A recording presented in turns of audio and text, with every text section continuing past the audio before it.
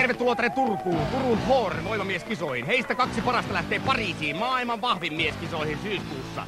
Ja tässä ensimmäinen kilpailija Tomi Nummisto. Paino 112 kiloa, vahvaa härkä.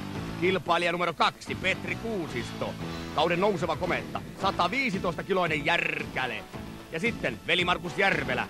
Uutuusnimi, paino 85 kiloa. Ja sitten tuttu kasvo näistä kisoista Markku Suonenvirta, paino 133 kiloa. Ja kesän nouseva tähti Erik Hokkanen, 58 kiloa. Ja kaikkien tuttu kisojen veteraani Ilkka Nummisto, paino 114 kiloa. Ja nyt itse kilpailuun.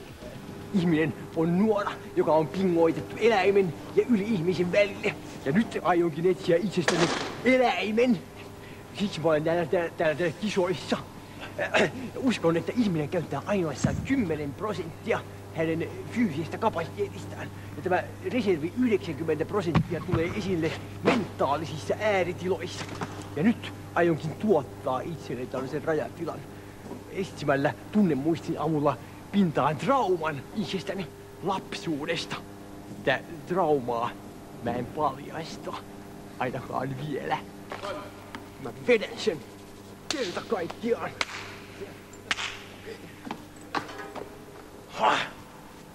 Pioni! Mene!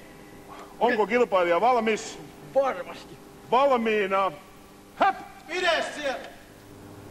Anna mennä, Erik. Niin, paina sitä ylöspäin. Käännä rinnalle. No mennä, Erik! Käännä se rinnalle, se on melkein jo siellä. Käännä. Käännä vaan. Älä anna periksi. Aina. Sä tuu sielläkin menne. Onko kilpailija valmis? Valmiina. Häp! No niin, anna mennä, Erik. Anna mennä, vaan. Anna mennä, Erik. Nosta se, Erik. Ai saatana. Näytä niille.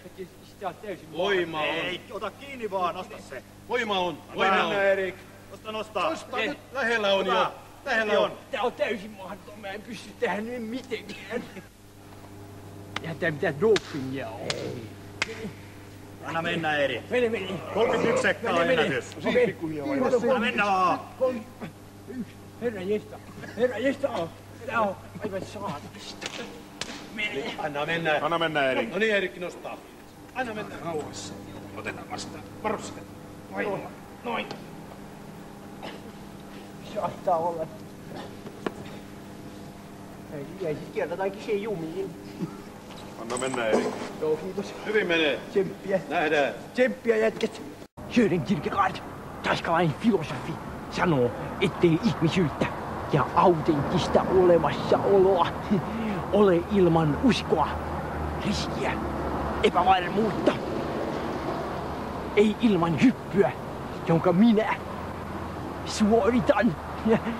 Ja tämän ajatuksen siivittävänä aloin suunnitella seuraavaa koettani.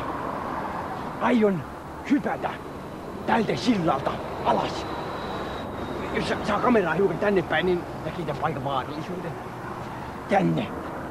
Hyväksi käyttäen ainoastaan tätä varpua. Ja tällaista asentoa.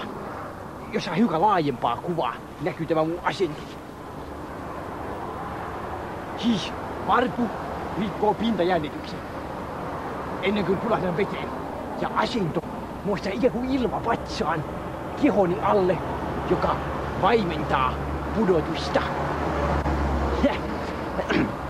Tämä hyppy on tietenkin ainoastaan fyysinen ele, mutta minulle se on henkisen eksistenssin kasvun allegoria. Tai symboli. Nyt, jos saisin hiukan musiikkia, Wagneria, ikään kuin kohottaakseni tunnelmaa, niin suoritan kokeeni. Kiitos. Onko nyt jo olemassa riittävästi ylpeyttä, uskallusta, urheutta, itsevarmuutta, hengen tahtoa, tahdon vapautta, niin että nyttemmin filosofi on todella mahdollinen maan päällä, kysyy Nietzsche. Hokkanen vastaa, kyllä.